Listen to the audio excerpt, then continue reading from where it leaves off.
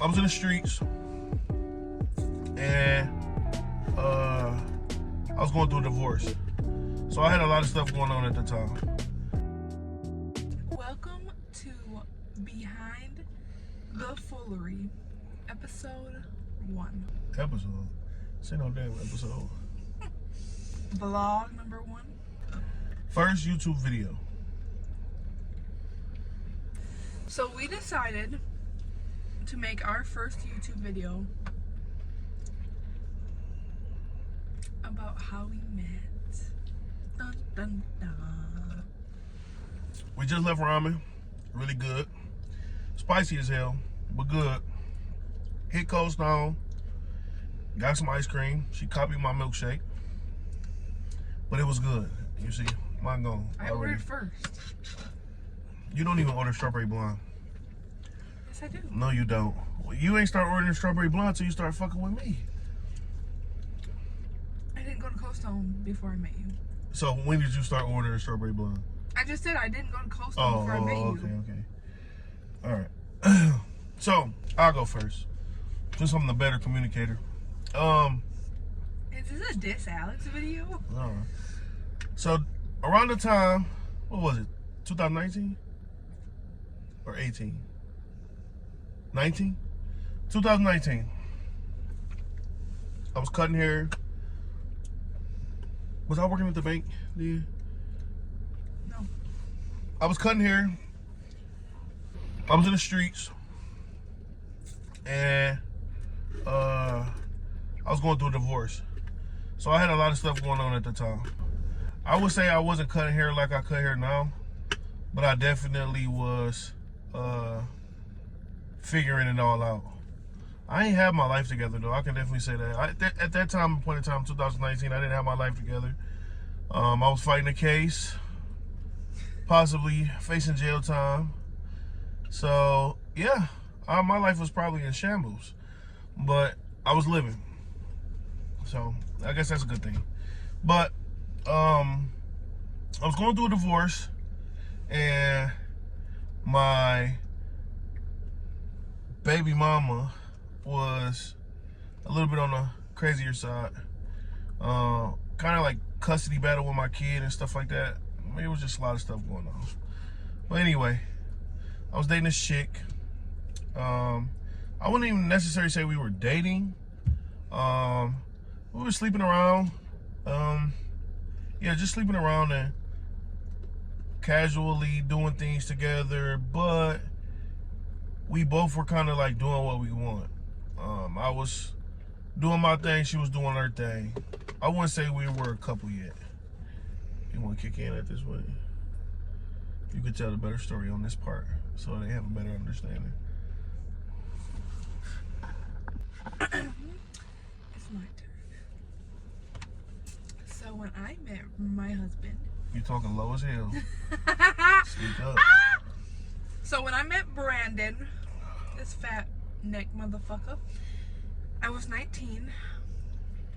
And I was living life, okay? I was living life. I was 19. I was skinny. I was in a situationship. I wouldn't call it a relationship because homie didn't claim me. So we were friends. A situationship, okay? And it was toxic. It was toxic, okay? So I was hanging out with some people, just trying to get out the house, nibble and dabble in other things than be at home with my situationship. And I started kicking it with this girl. I've known her for a while. We used to work together at Five Guys. But when I knew her, when I started hanging out with her, she was in a relationship with her ex-boyfriend, right? So we hung out, she would do my hair, we would just hang out, smoke some, go gardening.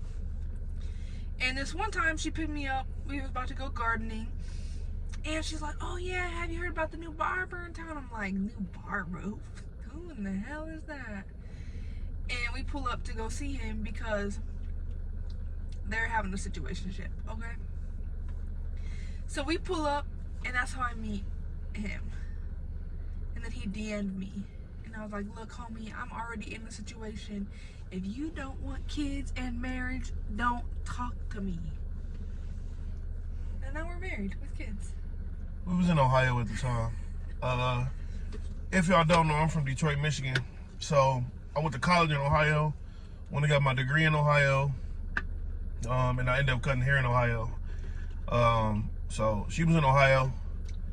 You said you was 19. I was what, 24? 25? 24. 25. I was 25. Oh, I was 25.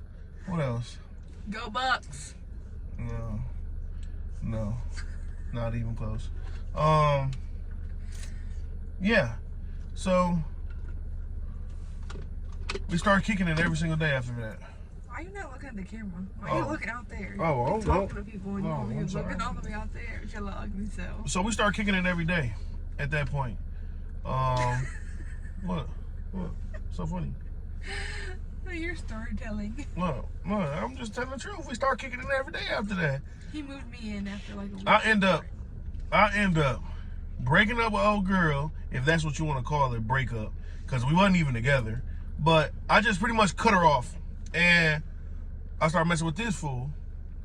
And we was together every day, taking trips every day, doing all kind of crazy stuff, and we just clicked. I can definitely say, like, we definitely started off with like a friendship relationship. Like, it was mostly you tell me everything, I tell you everything. No strings attached type of vibe. Straightforwardness. Which was different from me, because most of the women that I dated, they weren't as straight up. A lot of times they were more so like playing games. So I kind of liked that about you. I liked that, the straightforwardness. But yeah, one thing led to another. 6 months later, kids, marriage on the way, and got just a whole bunch of stuff just started happening kind of fast. But it wasn't forced. I can definitely say a lot of the things that we did wasn't forced. We let it happen naturally. We definitely made it happen naturally. And I feel like everything was done, said, the marriage, the kids, I think it was done all at the right time. But if you fast forward from the time we met until now, I'm 30 and she's almost 25, which is crazy. I would definitely say that I'm with a different person than I was compared to back then. The maturity levels from both of us is different.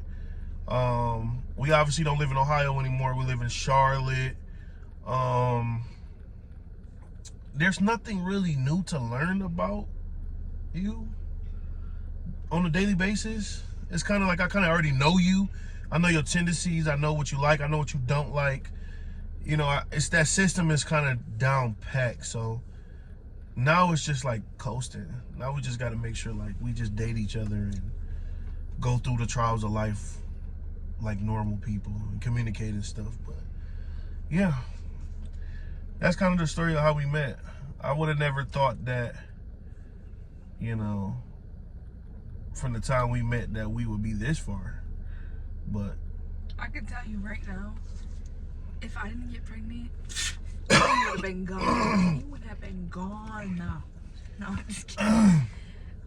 One thing I can say is getting with someone, regardless of your age or his age, when they have a child, is not for the weak.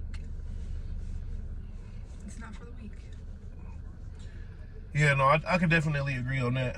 I think being with a complicated person like me automatically is like a difficult thing. So to have a kid and a baby mom on top of a complicated person can be a lot. So I think it's definitely not for the weak. I think you really, really, really gotta like that person in order to deal with that type of stuff, because baggage is crazy. It ain't like you could just get rid of it. That ain't baggage, baby. That ain't baggage. You can't get rid of baggage, cuz it just come with the game. Now baggage you can pack. You can't unpack that shit. But yeah, that's pretty much how we met. Let me tell you one more thing. When we first met, right, I was hanging out with him, like you said, every day. But I was still hanging out with my situationship, right? I was sitting in the barbershop while he was cutting hair, and my situationship walked into the shop. I felt like at that point I was like, look, we either get married or you gonna die today, okay? No, but yeah, that sums it up. That's how we met. That's how this relationship right here started. Then remember I told you I was fighting the case during COVID. I ended up having to do some time, and that was like my tester. If you want me to be real, like that was my tester to know like if this person was meant for me. If you could hold a nigga down for 6 months and shit go smooth, I'm like, this gonna be the one. But during the time I was locked up, I got a lot of opportunities to talk to her, learn her. She learned a lot about me. I got to learn how to deal with myself. A lot of maturing happened during that stage. I was 20 and pregnant with our first kid. And I don't suggest that, or I don't think that people can do that type of stuff. Like to hold somebody down for a certain amount of time, knowing that they gone, locked up, or wherever the hell they at, military. That's a very tough thing to do, to be without somebody that you love or care about. And for X amount of time, not knowing what the end result is. And that's deep. That's deep. So that moment I knew she was meant for me when she held me down for those 6 months I had to do time. But then when I got out, I got right back to the barber and shit, took over the world. Now I'm in Charlotte running that bag up. We're not running no bag up. We broke as hell over here. Running Please that bag up. donate money to us if you can. But yeah, we have a lot of more stories to come, but we're just gonna start here, and we're gonna bring more stories every week. Yeah, and like in the comments, comment and ask us some questions, give us some ideas, give us some tips, give us some topics to talk about, give us some ideas so we can brainstorm and come up with different ideas on what we want to do. But I think this YouTube video that we're doing now is a great start to what we have to come in the future. We're not always gonna be in a car either. No. I just feel like this was I feel like this was the good setting to do it. But we're gonna look back now, 5 years, 2 years, 3 years, and look at this first YouTube video and be like, damn, we came a long way. We came a long way. That's the truth. That's life in general, though.